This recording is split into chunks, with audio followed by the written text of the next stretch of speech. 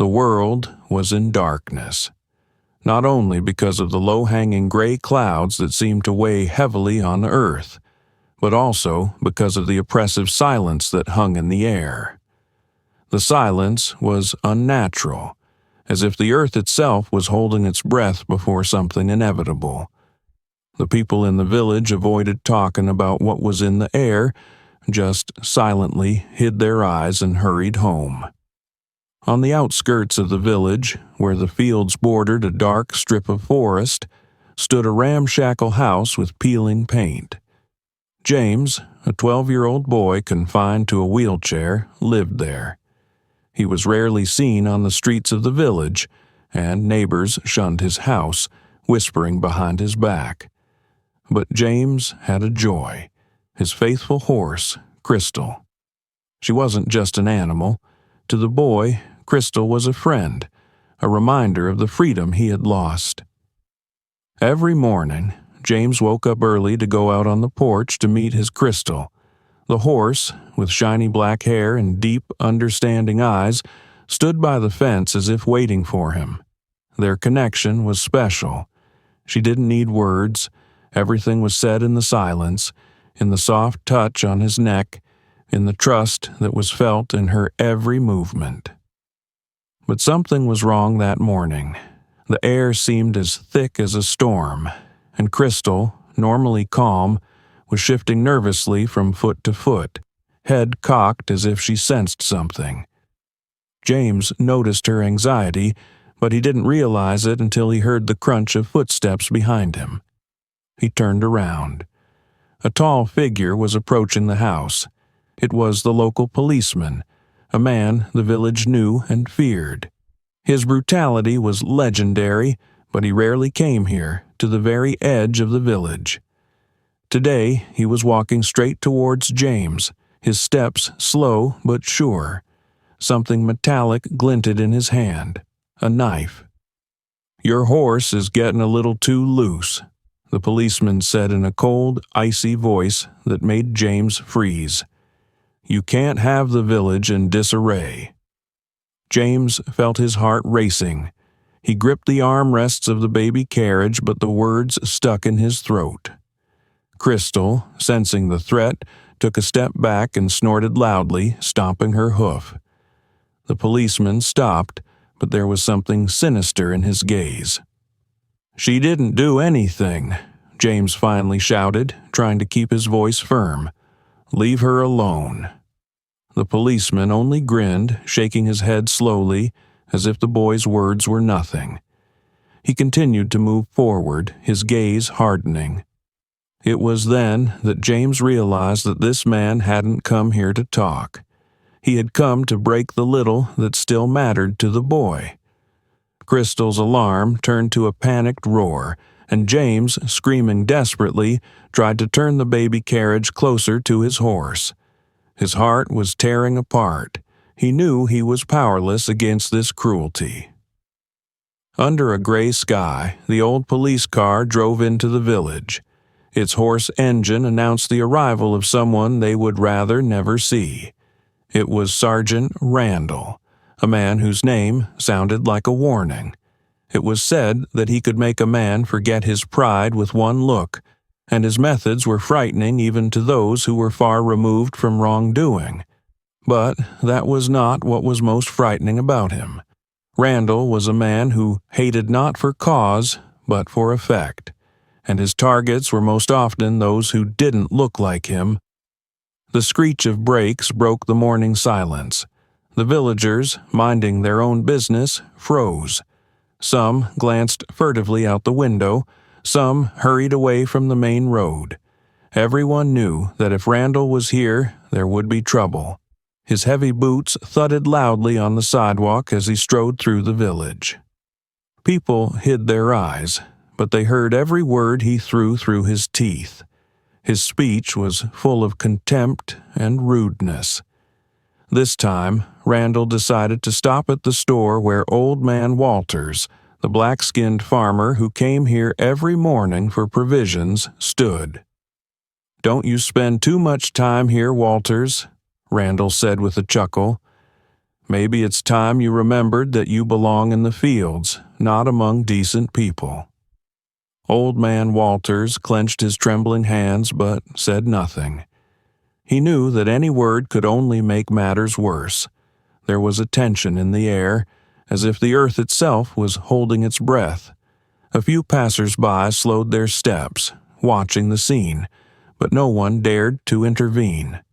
They were afraid not only for themselves, but also for their families.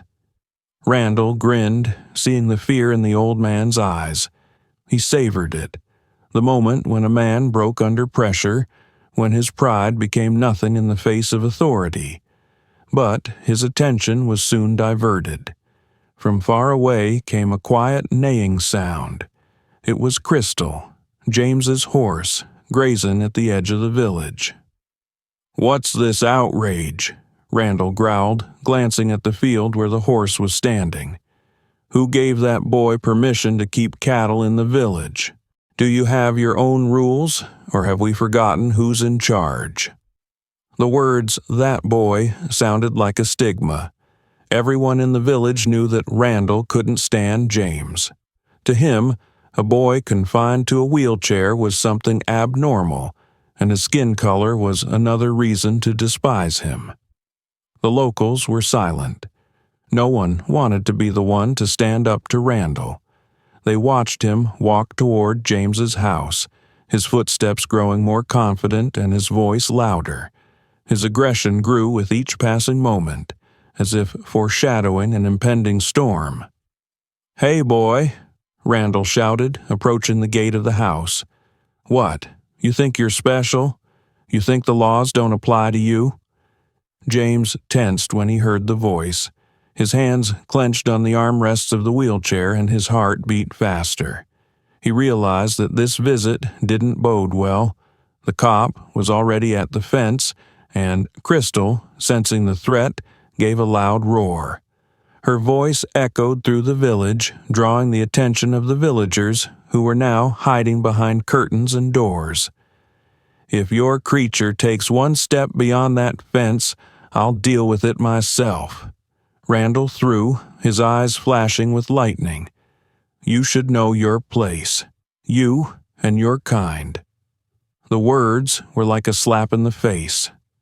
James felt tears of resentment and rage welling up in his eyes, but he couldn't allow himself to show weakness. Even if he was alone against all this hatred, he knew he had to protect his Crystal. "She didn't do anything wrong," James said quietly but firmly, looking straight into Randall's eyes. "Leave her alone." Randall hummed, taking a step forward. His shadow fell over the boy, as if to symbolize the looming threat. The air between them was electrified, and it seemed as if even the sky itself was waiting for a denouement. But Randall knew this game had only just begun. He liked to stretch the moment, destroying anything that resembled resistance. James didn't look away. He was a little boy confined to a wheelchair, but at this moment he felt stronger than ever. He knew, if he gave up now, he would lose everything. And in that silence, broken only by the horse's heavy breathing, it was clear this story would end in tragedy. Only no one knew how deep that tragedy would be. Let's pause for a moment. Write in the comments where you are listening to our stories from. Have you or someone you know had similar situations in their life that have left a strong mark? If you like what you're reading, don't forget to subscribe so you don't miss new chapters and stories. We continue. The day began like so many days in James's life. He woke with the first rays of sunlight that barely broke through the fog. Crystal was waiting for him outside the window, her black fur glistening with dew and her deep eyes glowing with patient kindness. James smiled as he looked at her and was soon rolling out into the yard in his chair. These were their happy mornings, when the world seemed peaceful, and Randall's threat seemed to be but a shadow in the distance. "Hello, girl," he whispered, stroking her powerful neck affectionately. "You understand me better than anyone, don't you?" Crystal laughed softly in response, as if to confirm his words. She was everything to James, friend, family, comfort in his darkest moments. He often told her about his dreams, about how they would one day go far away from here, where there would be no prejudice, no hate. But that day, even the morning, seemed different. The air was strangely thick, almost tangible, and Crystal kept looking around, stomping her hooves restlessly. James tried to reassure her, but he felt his own anxiety growing. "Did you feel something?" he asked, looking at the woods beyond the fence. He'd always loved this forest, but today its darkness seemed threatening. Soon, a figure appeared from behind the trees. It wasn't Randall, but James knew the men. They often stopped in the village, drinking at the old bar and casting slanted glances at him and his family. One of them, a tall man with a rough face, came to the fence and stopped, staring at the boy. "That's your horse, eh, boy?" he said with a grin that sent a chill down James's spine. "Yeah, that's my Crystal," James replied, trying to keep his confidence. "Too pretty for someone like you," the man continued, something sinister in his voice. "You know your family's only tolerated here. We've talked about this, and I think it's time you learned to respect who's in charge." James felt his fingers tighten on the armrests of the wheelchair. He didn't say anything, though inside he was seething with rage. The man stood for a moment longer, then spat on the ground and walked away, tossing over his shoulder, "Time will come, and we'll teach you the rules." As the figure disappeared behind the woods, James felt fear creeping up on him. Crystal rumbled, nuzzling into his side as if sensing his anxiety, but that was just the beginning. The next few days brought more tension. James noticed Randall and his cronies passing by their house more and more often, lingering their gaze on Crystal. He could hear the conversations in the village, people whispering quietly, some complaining that the boy's horse was scaring the cattle. Even the most well-meaning neighbors were beginning to avoid his gaze. One evening, as the sun was already setting over the horizon, James sat in the stroller on the porch and watched Crystal quietly nibbling on the grass. Suddenly, her head came up sharply, her ears alert. She froze like a statue, looking out at the woods. Randall stepped out from behind the trees. His gait was slow, almost lazy, but there was menace in his movements. He came to the fence and stopped, watching the boy and the horse. "You're too much for your own good, boy," he said, his voice low and cold. "You hold that horse as if he were the equal of men. Do you think you're allowed more than the rest of us?" "She's mine," James said, trying to speak calmly, though he was trembling inside. "She's not bothering anyone." "You don't understand," Randall continued, anger flashing in his eyes. "You have no right. You, people like you, need to know your place, and I'll make sure you remember that." James felt his heart clench. He knew this wasn't just a casual visit. This was a warning, and if he didn't find a way to protect his Crystal, she might soon be gone. The evening was unusually quiet.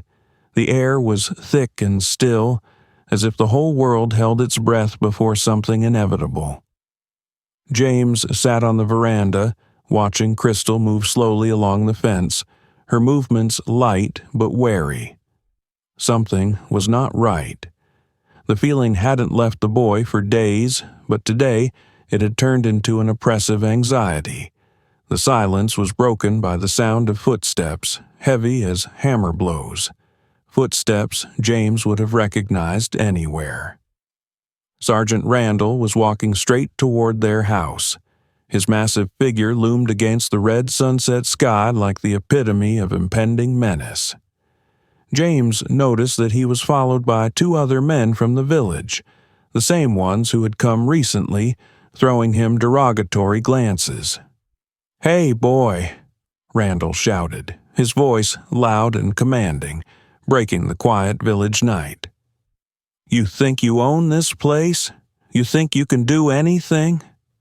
James turned his chair slowly, trying to meet the man's gaze. He knew he couldn't argue with this man, but to back down now was to lose.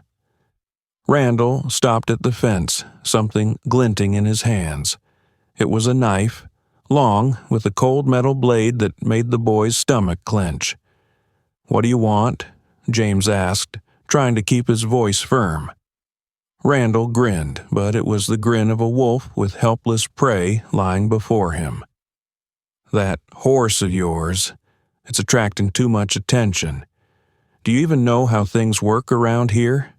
He looked around the house and yard. "You're not on equal footing with the rest of us, boy. You need to realize that once and for all." James felt his hands clench into fists. He wanted to say something, but the words stuck in his throat. Randall stepped closer, his boots crunching on the gravel. "You know, I think it's time I showed you where you belong," he said, heading straight for Crystal.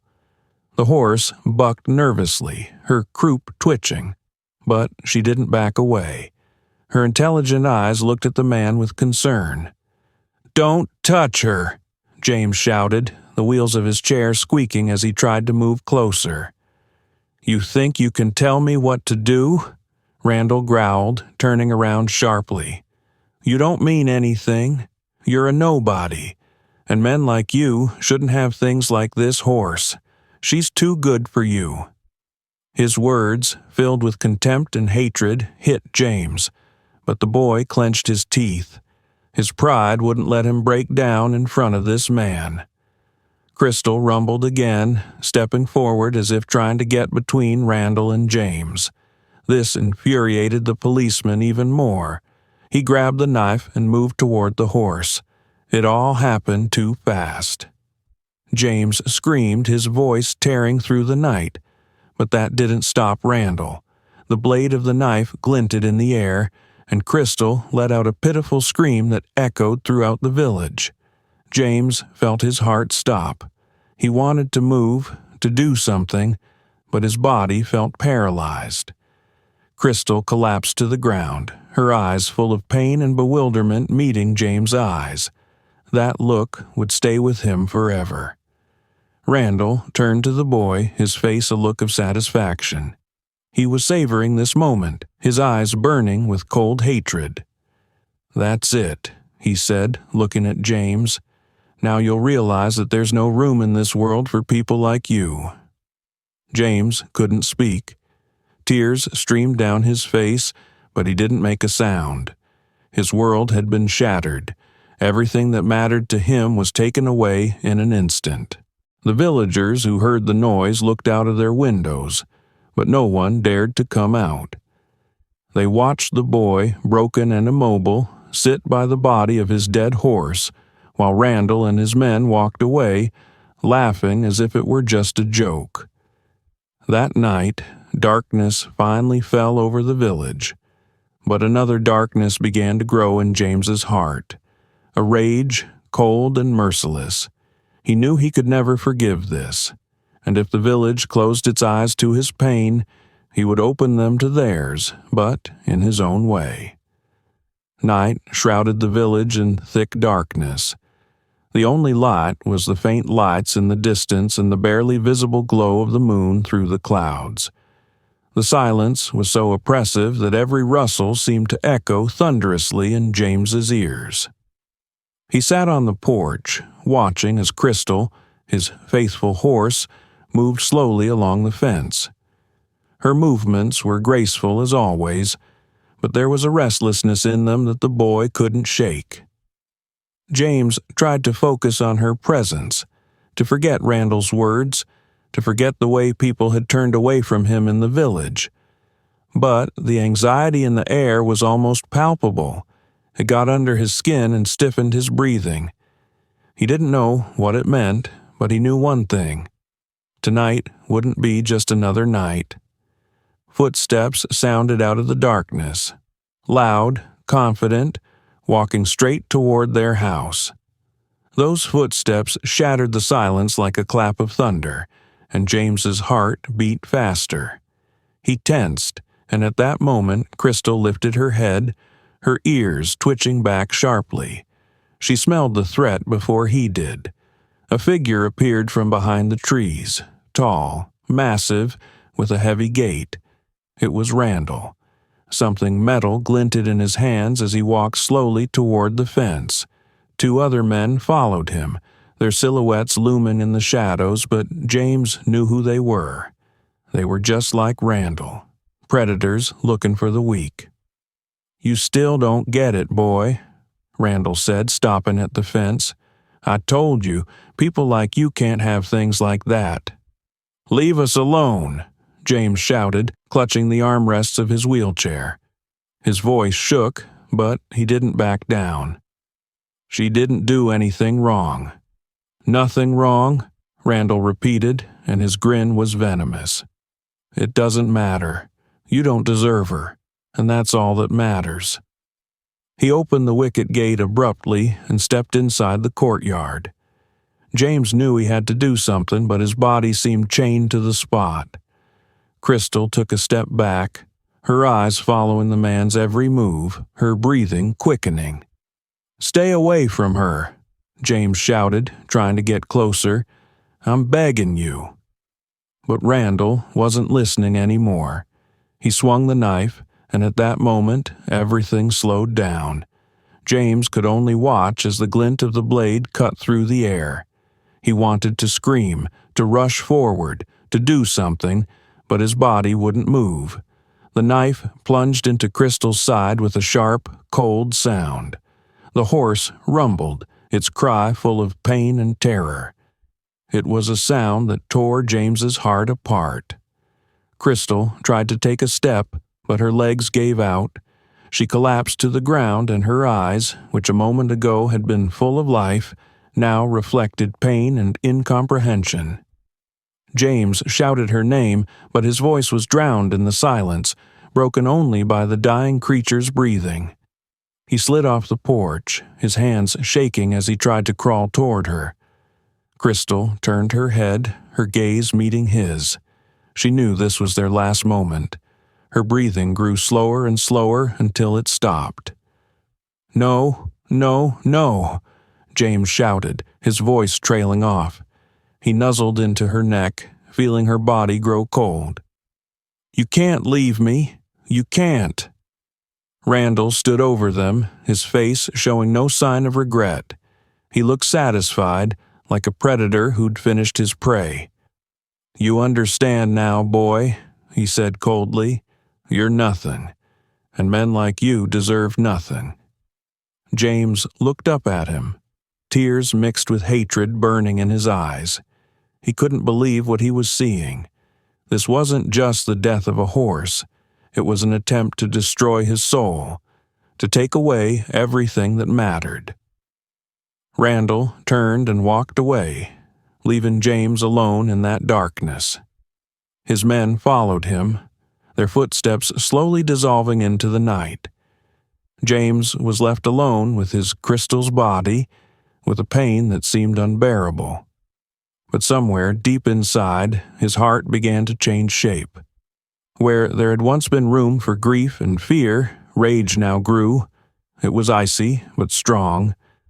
And on this night, under a deafening sky, James made a promise to himself. He would not forget, and he would not forgive. Morning came slowly, as if the sun itself was hesitant to rise over the village where something so monstrous had happened that even nature seemed to avoid the place. James sat on his porch. His eyes were dry, though they seemed devastated, like those of a man who had endured unbearable pain. Crystal's body still lay there, on the spot where she had been killed. The ground around her was stained a dark scarlet color, and the air smelled of blood and death. No one came. No one asked what happened, The village went on with its life as if nothing had happened. But James knew. They knew. Everyone in that village knew what happened that night. Everyone heard her scream tearing through the night. Everyone heard his own cry of despair. But no one came out. No one helped. The neighboring house stood on a small hill from where the yard was clearly visible. The old woman who lived there always liked to watch him from behind the curtain. But today she was not looking. Her curtains were drawn tightly. Her house looked empty, as if no one had ever lived inside it. James knew. She saw. She had seen everything, but she pretended it hadn't happened. He was trying to talk to someone that morning when the sound of footsteps came to him. It was Mr. Harper, the grocery store owner, a man who always seemed busy and friendly. But when James shouted his name, he only quickened his steps without turning his head. "You saw her," James shouted, his voice hoarse. "You heard her. Why aren't you doing anything?" Harper didn't stop. He disappeared around the corner, leaving James in the same oppressive silence that had hung over the village all night. James couldn't understand how it was possible. They knew Randall. They knew what he was capable of, but why didn't anyone dare say a word? Was their fear really that strong? Or worse, were they in agreement with what had happened? By noon, the village had come alive. People came out into the streets, but no one looked in the direction of James's house. They acted as if the place didn't exist. Women discussed mundane things at the well. Men worked lazily in the fields.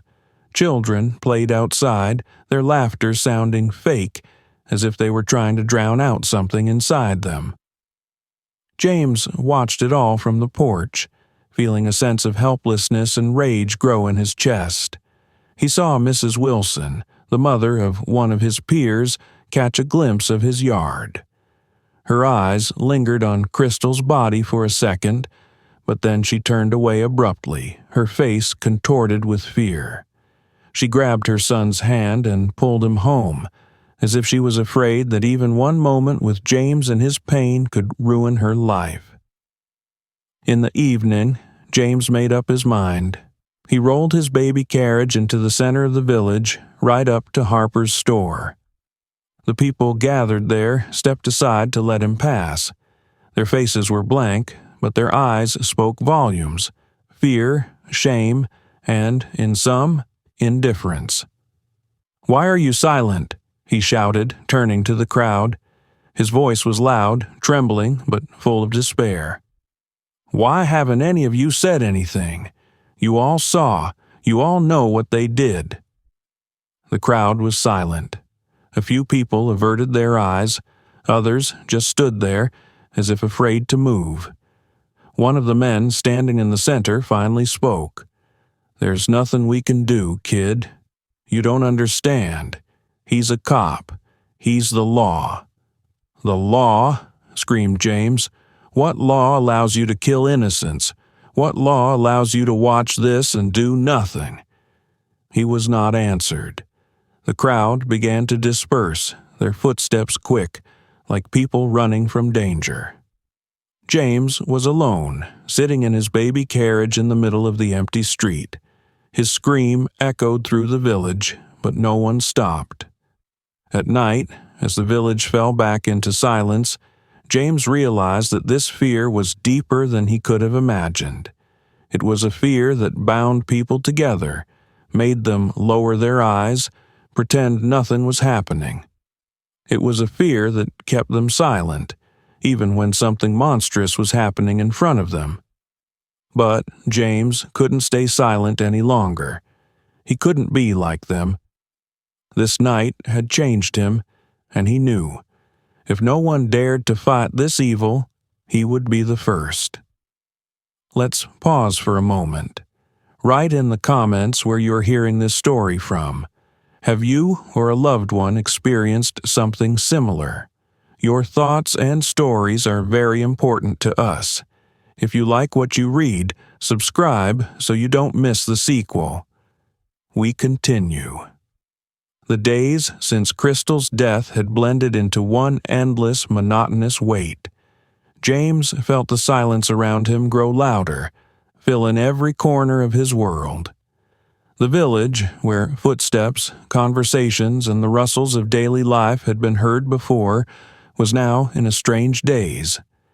People went on with their lives, but seemed to deliberately avoid his house. Windows were always closed, doors slammed shut, and glances were averted before he could even meet them. His home had become an island of solitude, cut off from the rest of the world by the fear that lurked in the hearts of the inhabitants. He couldn't go far. His wheelchair, old and having seen better days, didn't allow him to move freely, but even if he could, James wasn't sure he would have found solace outside his yard. It was as if the entire village had conspired to remain silent, to ignore what had happened. James tried several times to make conversation with people passing by, but they either quickened their steps or mumbled something inaudible without looking up. One day, he tried to talk to Mr. Harper, the shopkeeper. The man, who had always seemed friendly, was now an empty shell of himself. When James pulled up in front of his shop, Harper didn't even look at him. His fingers nervously thumbed through the merchandise, and his voice shook as he muttered, "I can't help you, boy. Best forget it." Those words hit James harder than any physical insult. How could he forget what had torn his life apart? Every night he sat at the window of his room, looking out at the place where Crystal used to graze. The ground there was already scorched and dead, as was his hope. He often remembered her eyes, her quiet roaring, those moments when she nuzzled against his side as if understanding everything he was feeling. Those memories were both comforting and tormenting at the same time. He caught himself talking to her as if she could hear him, but she wasn't there, just him, his stroller, and this house that no longer seemed like home. Sometimes he dreamed that he was with her again, that they were running across vast fields where there was no hate, no fear. But those dreams always ended the same way. The knife, the glint of metal, Crystal's scream, and Randall's cold grin. James woke up in a cold sweat, his hands shaking and his heart pounding as if he'd just experienced it all again. His days passed in silence, interrupted only by occasional sounds from outside. But this silence was not peace. It was filled with the voices he heard in his head, Randall's scornful words, the whispers of the villagers, his own thoughts, which gave him no peace. Sometimes he felt his rage becoming almost unbearable. He wanted to scream, to break things, but even in this he was confined to his baby carriage. His helplessness was the hardest part of this pain. He knew no one would come to his aid. Justice was just an empty word here. He couldn't go to the police. Randall was the police. He couldn't find support from his neighbors. They were too scared to even acknowledge his existence. But despite all this, James couldn't allow himself to give up. There was still a spark inside him, tiny but bright. It was hope. Hope that he could prove to everyone that his pain mattered, that Crystal mattered, that he himself mattered. He began to write down his thoughts. Every night he sat down at the old desk and wrote about what had happened. He described Crystal, her eyes, her grace, her kindness. He described Randall, his hatred, his face, his cruelty. He described the village, its fear, its silence. These writings became his way of coping with pain, his weapon against loneliness. He knew these pages might never see the light of day, but they were his way of resisting, because as long as he wrote, he never gave up. One evening, he saw shadows through the window. They were people, several figures standing at a distance. They did not approach, but he could feel their gazes. They were the very villagers who had been afraid to acknowledge his existence. Now they had come to look at him, the boy who was alone in this house. They didn't say a word, just stood there until James turned his baby carriage toward the door. When he pulled into the yard, they disappeared like ghosts.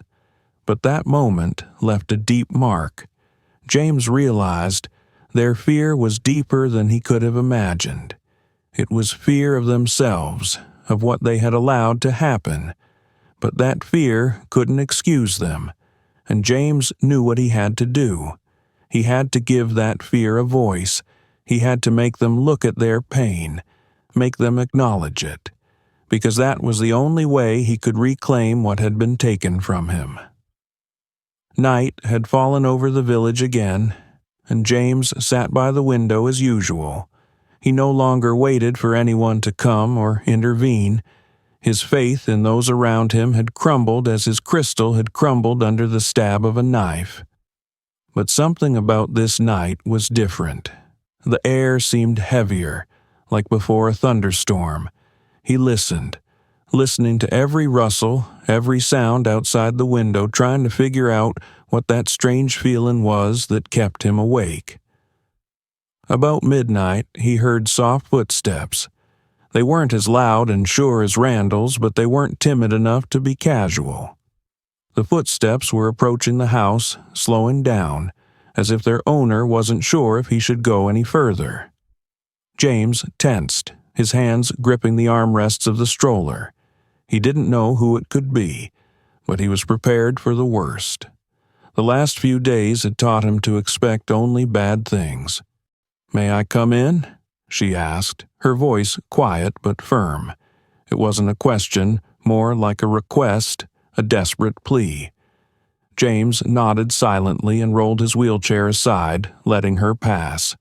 She walked in, looking around as if she was afraid someone might see her here.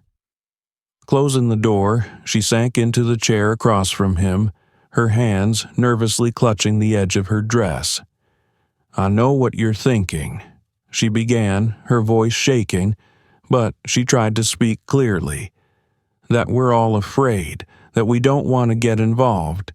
And you're right. We are afraid. But that doesn't mean we're okay with what happened." James stared at her, not knowing what to say. Her words sounded sincere, but he couldn't shake the feeling of disbelief. He'd seen too many faces look away, heard too much silence. "Why are you here?" he asked at last, his voice hoarse, as if he hadn't spoken in a long time. She sighed, her gaze drifting to the window, as if she expected to see Randall or one of his men there. "I came to tell you that you are not alone," she replied. "There are people who want to help, who see what's going on and know it's wrong. But it's not easy. Randall, he keeps us all in fear. He's not just a cop. He's a friend of those who rule this village. If anyone dares to stand up to him, he'll find a way to make their lives unbearable. But I can't keep quiet any longer." Her voice shook, and she covered her face with her hands. James stared at her, feeling his heart beat faster. He wanted to believe her, but the fear that had held him in its grip since that very night was too strong. "And what do you suggest?" he asked, trying to keep his voice firm. "What can you do against him?" She looked up, and in her eyes he saw something he hadn't seen in the eyes of the other villagers in a long time: determination. "We'll start by telling your story," she said. "There are people outside this village who need to know what's going on. If we get enough people together, we can make him stop." Her words sounded like a dream, like something impossible. But there was something in them that made James feel a faint glimmer of hope. He knew it was dangerous. Randall wasn't just a man. He was the embodiment of the power and fear that permeated this village. But in that moment, James decided he wouldn't stay silent any longer. "I'm ready," he said, his voice firm. But you must know that this will not end well for us. He won't stop. He never stops." Sarah nodded, her face becoming serious. "I know," she replied. "But if we don't do anything, who are we? Are we going to let him continue? Do we let him destroy everything we love?" Those words echoed in the room, filling it with tension. It was the beginning of something that could break them or change everything. But in that moment, James realized he no longer had a choice. He couldn't leave Crystal without justice, and now he wasn't alone. Night descended on the village, enveloping it in a visceral, almost tangible darkness. James sat in his room, his hands shaking as he reread the notes he had written. Each word cut into his soul, but he knew he had to keep going. It was his way of fighting back, his way of making the world know what had happened to Crystal. But he wasn't alone this night. Sarah sat across from him, her eyes following his every move, her gaze filled with the same fear that filled his heart. "Are you sure you're ready for this?" she asked, her voice quiet, but there was a note of anxiety in it. James nodded, though deep down he knew the words. Ready would never be strong enough to describe his condition. This wasn't preparedness. It was desperation intertwined with the rage that now filled his every thought. "He has to answer for this," he said, his voice firm, though it trembled. "I can't let him go on. He has to know I'm not afraid." Sarah nodded, but her eyes still glittered with fear. She knew how far Randall could go. His power extended far beyond this village. He was a man who wasn't afraid to get his hands dirty, a man who believed his word was law. She had heard stories of how he dealt with those who dared to defy him, but she also knew that silence only strengthened his power. "We'll start with this," she said, pointing to James's notes. "People need to know the truth. If we can draw attention to it, maybe we'll find allies." James wanted to believe her, but he knew this was only the beginning. His rage boiled inside like a volcano ready to erupt. He couldn't get rid of the image of Randall standing over Crystal's body with a bloody knife. That image haunted him every night, filling his heart with the hatred that was now his only weapon. The next morning, Sarah set off for a neighboring town to deliver James's notes to one of her old friends who worked at the newspaper. She promised to be back by evening, but James knew her trip was dangerous. If Randall found out what they were doing, his anger would be merciless.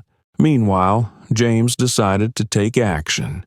He began asking his neighbors what they knew about Randall. Most of them refused to talk, their faces contorted with fear whenever he mentioned his name.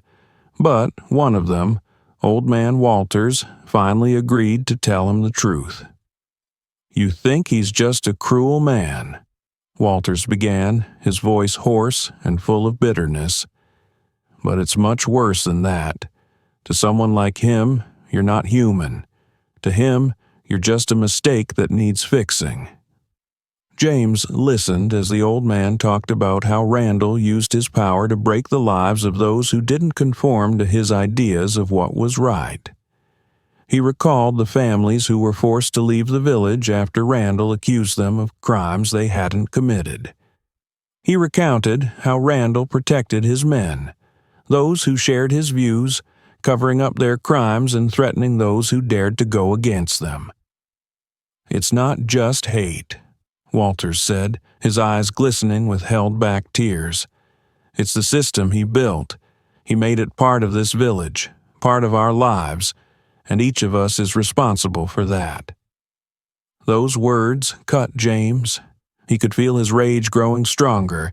This wasn't just personal revenge. This was a fight for justice, a fight against a system that allowed men like Randall to rule, destroy, and kill. In the evening, Sarah returned, her face pale, but her eyes burning with determination. They agreed. she said, her voice shaking with excitement. "We'll spread the story, but you have to be ready. It will draw attention, and it will be dangerous." James knew she was right. He knew this was just the beginning. Randall wouldn't stop. He would come after him, after Sarah, after anyone who dared stand in his way. But now he had a purpose, and that purpose was stronger than fear. He sat at the window at night, looking out at the dark forest that surrounded the village. He knew that Randall already knew of his actions. He knew his rage would be unrelenting, but he also knew that his anger was no less. And now it wasn't just his anger, it was the anger of everyone who had suffered at Randall's hands, the anger that was going to be retribution. He closed his eyes and whispered, "I won't give up." Darkness once again enveloped the village, but this time it wasn't just night. It was a heavy veil of fear under which no one felt safe. Even those who hadn't dared speak out loud before couldn't deny that something was changing now. Whispers about James and his courage were spreading like fire, but along with those whispers came threats. Threats that any resistance would be crushed, that Randall would not allow his authority to be questioned. James sat at his window, his gaze fixed on the darkness where he knew his enemies lurked. Sarah was with him, her face pale but determined. They both realized that something had to happen tonight. It wasn't just a night, it was a point of no return. Footsteps were heard behind the house. They were quick and heavy, accompanied by muffled whispers. James tensed, his hands instinctively gripping the armrests of the wheelchair. He knew these were not his allies. These were the ones who had come to finish what they had started. "They're here," Sarah whispered, her voice shaking, but she tried to look calm. James nodded. He knew it was inevitable. Randall couldn't allow anyone to challenge his authority.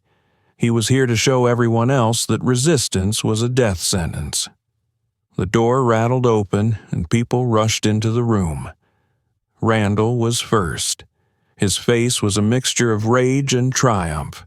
There was hatred in his eyes, and he didn't hide it. "Did you think you could fight me, boy?" he said, his voice low and threatening. "Did you think anyone would listen to you?" James met his gaze, trying to hide his fear. His heart was beating like a drum, but he didn't look away. He knew it was unacceptable to show weakness at this moment. "I'm not afraid of you," he said, his voice trembling but sounding firm. Randall grinned, his smile cold and lifeless. "You should be afraid," he answered, "because now I will show everyone what happens to those who forget their place." He took a step forward, but before he could say or do anything else, Sarah stood up. Her voice was loud and harsh, overpowering the noise in the room. "You can't shut us up, Randall," she said. "You can intimidate, you can kill, but people see the truth. You can't kill everyone." Randall stopped, his eyes narrowing. He hated her for her courage, hated that she'd dared to stand up to him. He waved his hand, and one of his men grabbed her, pushing her to her knees. "I don't have to kill everyone," he said. "It's enough to kill you two. It will be a lesson to the others." But before he could raise his hand, several more people broke through the door. They were villagers. They carried lanterns and guns, their faces a mixture of fear and determination. It was a crowd that could no longer be silent. "Enough!" Old Man Walters shouted, his voice trembling but full of anger. "We will no longer let you rule us through fear, Randall." Randall turned around, his face contorted with rage. He knew this was the moment when his power began to crumble, but he wasn't going to give up. A fight broke out in the room. Everything blended into chaos, screams, blows, the sound of falling objects. James watched as the villagers, who yesterday had been afraid to even look in his direction, now fought for him, for truth, for justice. It was a moment he would never forget. When it was over, Randall was lying on the floor, his face pale and his gaze blank. The crowd stared at him in disbelief, as if unable to believe that his power had finally ended. But this wasn't the end. James knew it was only the beginning. The wounds left by Randall would not fade so quickly. His death wouldn't destroy the system he'd built, but it was a crack, the first step to breaking it. In the days that followed, the villagers began to talk. They began to share their stories, to talk about the fear that held them hostage. James felt their words becoming his words, their pain becoming his pain. But despite all of that, he knew the scars would remain. His heart would never forget Crystal, never forget the night she'd been taken from him. He stared at her picture hanging on the wall and felt his rage being replaced by a quiet determination. The story didn't end here. It continued in every word, in every step he took. And even though he knew his wounds would never fully heal, he felt hope. Hope that the world could be a better place if people fought for truth, for justice, for each other. Write in the comments what you think about this story. Have you had a racist incident in your life or a moment that left a deep mark on your heart? Your thoughts and experiences are incredibly important to us, and we greatly appreciate each and every one of you.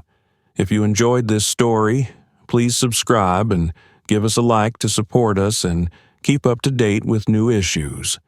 We wish you a good day, and thank you for being with us.